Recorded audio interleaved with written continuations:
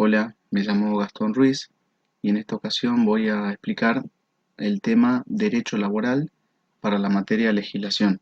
Bien, vamos a ver los principios del derecho laboral.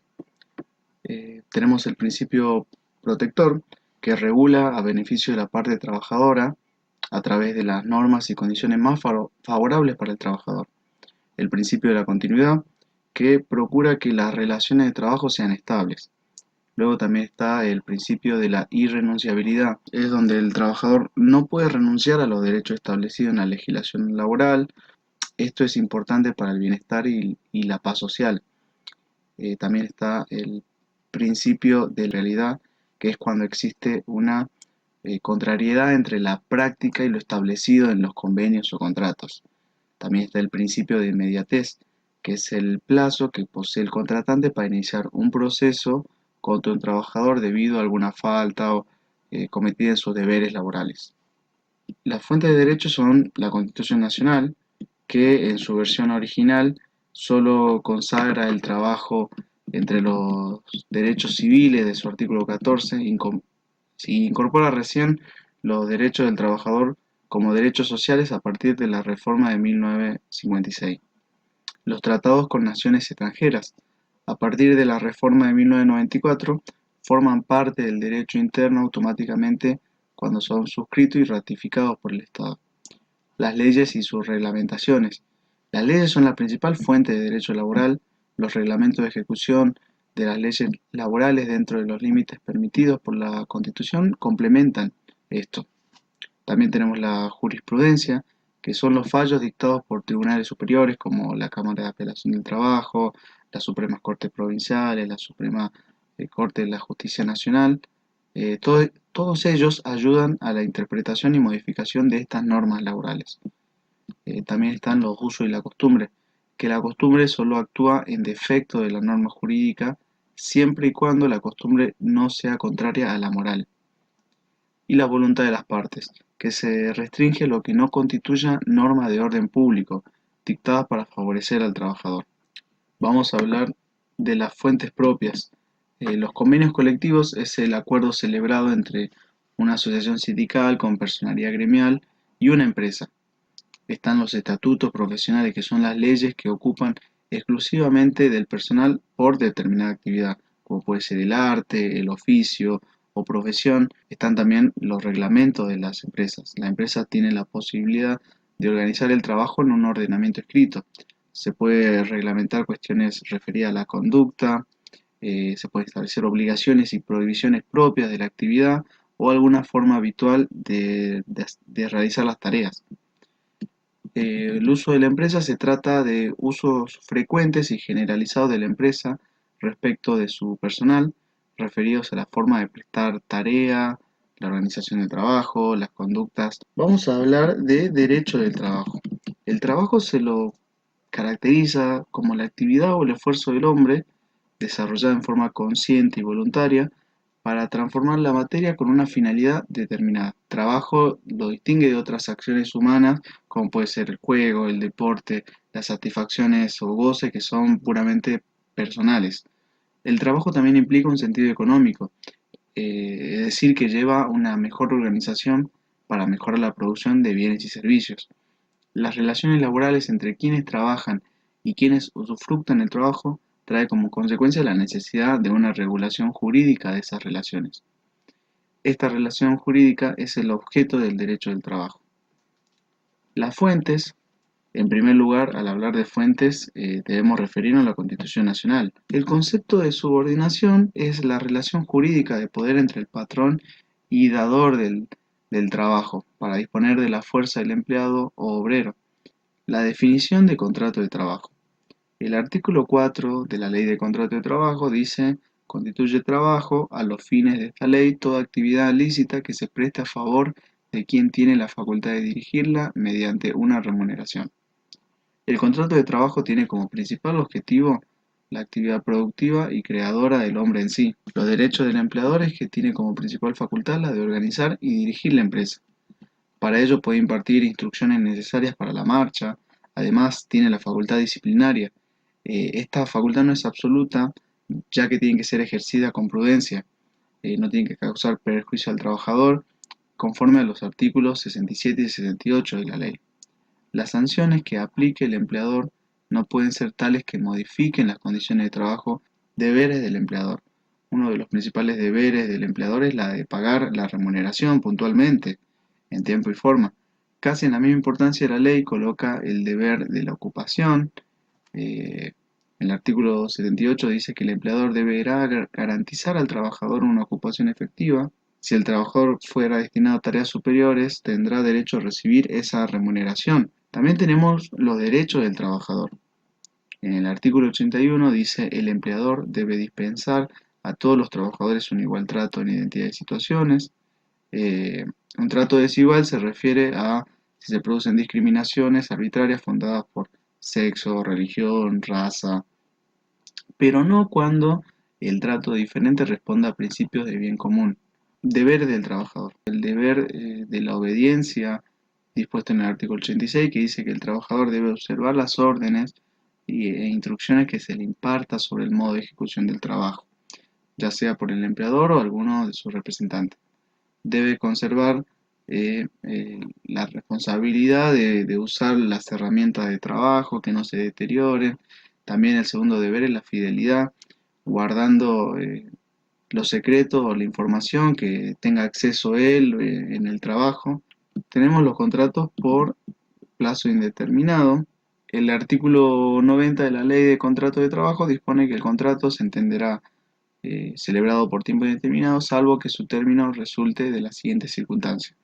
Puede ser que se haya fijado en forma expresa y por escrito el tiempo de duración, que las modalidades de la tarea y de la actividad así lo justifiquen. Por eso la forma de contratación por tiempo indeterminado no tiene requisitos, puede ser contratada cualquier persona siendo sometido a un examen médico, el empleador debe cumplir con todas las obligaciones. Este tipo de contrato se entiende celebrado en forma verbal y no requiere una formalización. Vamos a hablar ahora del contrato de trabajo a plazo fijo. Como bien lo dice, durará hasta el vencimiento del plazo convenido, no pudiendo extenderse ese plazo por más de 5 años. Las partes deberán preavisar la finalización del contrato con un plazo no menor a un mes ni mayor a 2 meses. Vamos a hablar ahora del contrato de trabajo a prueba. Eh, es un contrato de trabajo por tiempo indeterminado. Un empleador no puede contratar a un mismo trabajador más de una vez utilizando el periodo de prueba. El uso abusivo del periodo de prueba con el objeto de evitar la efectivización de trabajadores recibirá sanciones. El trabajador tiene derecho durante el periodo de prueba a las prestaciones por accidente o enfermedad del trabajo, que durará hasta la finalización de su prueba si el empleador rescinde el contrato de trabajo. Suspensión de algunos efectos del contrato laboral. Cada accidente o enfermedad inculpable que impida la prestación del servicio no afectará el derecho del trabajador a percibir su remuneración durante un periodo de 3 meses, dependiendo de su antigüedad. En los casos que el trabajador tuviese carga de familia y se encontrara impedido de concurrir al trabajo, los periodos durante el cual tendrá derecho a percibir la remuneración. Vamos a hablar ahora de la estabilidad laboral. Es conveniente socialmente un sistema de empleo. Esta continuidad de trabajo resulta beneficiosa para el empleador como para el empleado. La estabilidad puede ser de dos formas, propia o impropia. Cuando la estabilidad es propia, el despido arbitrario es nulo, o sea que la estabilidad garantiza la reincorporación del empleado prescindido sin justa causa. Se convierte en un derecho a conservar el empleo. Entre despido con justa causa, despido sin causa o injustificado, el despido arbitrario es aquel que es agraviante, de mal, ofensivo. Por ejemplo, cuando un trabajador es despedido porque participa en una huelga legal. Vamos a hablar ahora de la extinción de los contratos de trabajo. Puede extinguirse el contrato de trabajo por el trabajador o el empleador fundado en una causa justa. Tanto el empleador como el trabajador puede extinguir este contrato fundados en una justa causa. En caso que lo hagan, el empleador no debe pagar una indemnización alguna al trabajador, mientras que si el trabajador se considera despedido por injusta causa, se deberá hacer la indemnización. La otra extinción de contrato puede ser por renuncia. es cuando el trabajador renuncia, se tiene que formalizar mediante un telegrama enviado por el trabajador a su empleador o ante la autoridad de su trabajo, por voluntad concurrente de las partes. Las partes, por mutuo acuerdo, podrán extinguir el contrato de trabajo. El acto deberá formalizarse mediante la escritura pública o ante la autoridad judicial o administrativa del trabajo. Puede ser por muerte del trabajador. En caso de esto, las personas tendrán derecho, mediante la sola acreditación del vínculo, percibir una indemnización igual a la prevista en el artículo 247 de la Ley de Contrato, por muerte del empleador, cuando las condiciones personales o legales, actividad profesional u otras circunstancias hayan sido la causa determinante de la relación laboral, por vencimiento de plazos. Como vimos que puede ser contrato de trabajo con plazo fijo, cuando se vence el plazo asignado al mismo, siendo el trabajador acreedor a la indemnización, por jubilación del trabajador, cuando el trabajador reúne los requisitos necesarios para obtener una de las prestaciones de la Ley 24.241, el empleador podrá intimarlo a que inicie los trámites pertinentes extendiéndole los certificados de servicio y demás documentos por incapacidad o inhabilidad del trabajador. Es cuando el trabajador fuese despedido por incapacidad física o mental por cumplir sus obligaciones.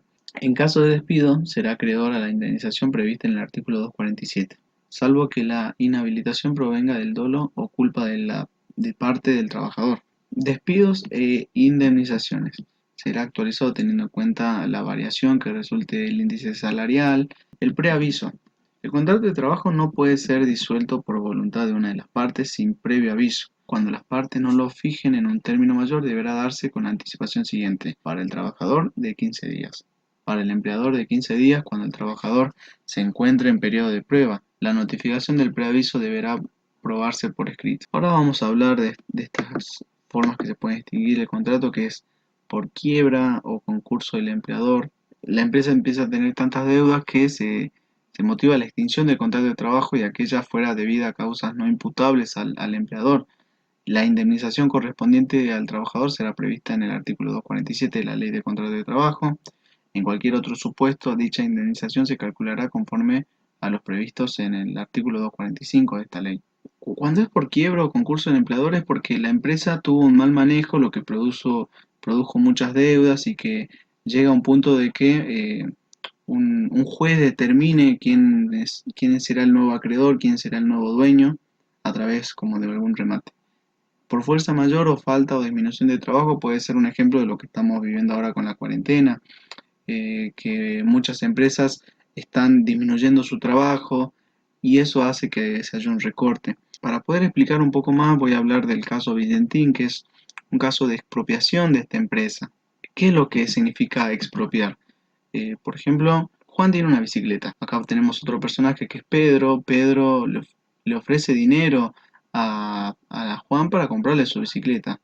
Juan acepta. En una situación diferente, Juan no quiere aceptar la compra de la bicicleta, ya sea porque no quiere, porque es un recuerdo familiar, lo que sea. Entonces termina ahí porque la bicicleta es un bien privado de Juan y por lo tanto Pedro no puede intervenir en este bien. Lo que pasa cuando se expropia es que el Estado quiere tener mi bicicleta y considera mi bicicleta un bien de interés público. No importa si yo no la quiero vender. Lo que pasa es que no es que el Estado me la saca gratis a la bicicleta, sino es como que me obliga a vender la bicicleta y me da una indemnización por el valor de la bicicleta. Esto es lo que pasa cuando se expropia una empresa. Pero a mí lo que me interesaba saber es cómo funciona una empresa expropiada, cómo afecta a los trabajadores, cómo es el manejo del Estado. Entonces, para hablar un poco de cómo fue el manejo de empresas expropiadas, vamos a hablar un poco de Venezuela. En Venezuela hubo más de 1.600 empresas expropiadas en el país. Fue por una política que tenía ese gobierno. No voy a hablar de la parte política, sino que voy a mostrar como ejemplo dos empresas que fueron intervenidas por el Estado y cómo fue su funcionamiento a partir de esa intervención. Esta es la Hacienda Bolívar. Se dedicaban a la producción de leche y a la producción de carnes. En 2010 producía 5.500 litros de leche diarios y contaba con 9.500, casi 10.000 cabezas de ganado vacuno. Fue intervenida por el Estado entre 2010 y 2014. En 2016 la producción diaria de leche es de 400 litros de leche por día. Precarias condiciones laborales actualmente, los trabajadores llevan casi medio año sin cobrar y la hacienda Bolívar, además de ser confiscada, fue invadida.